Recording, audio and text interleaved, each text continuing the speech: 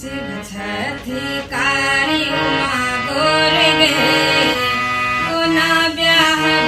एहन बर शिव छठी कारी उमा गोर गे कोना ब्याह एहन बर ब्याह एहन बर ब्याह एहन बर ब्याह एहन बर ब्याह एहन बर सौंसे नगर भेल सोर गे कोना ब्याह एहन बर सौंसे नगर भेल सोर गे कोना ब्याह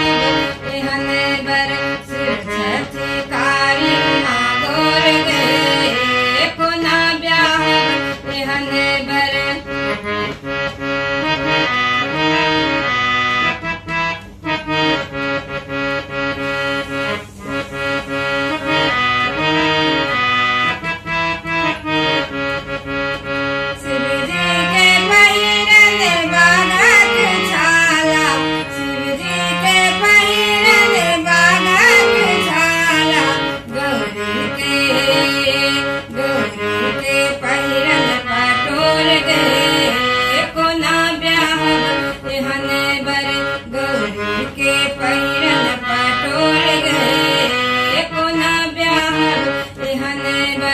शिव छठी कारी उमा गोर गे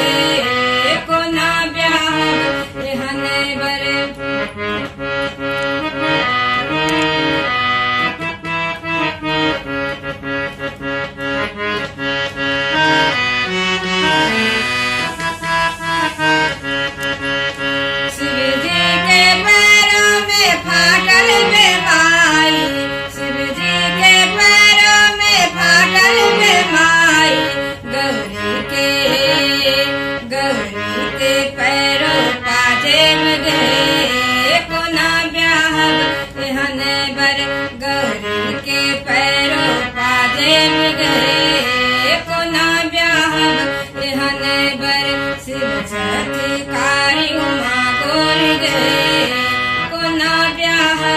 एहन बर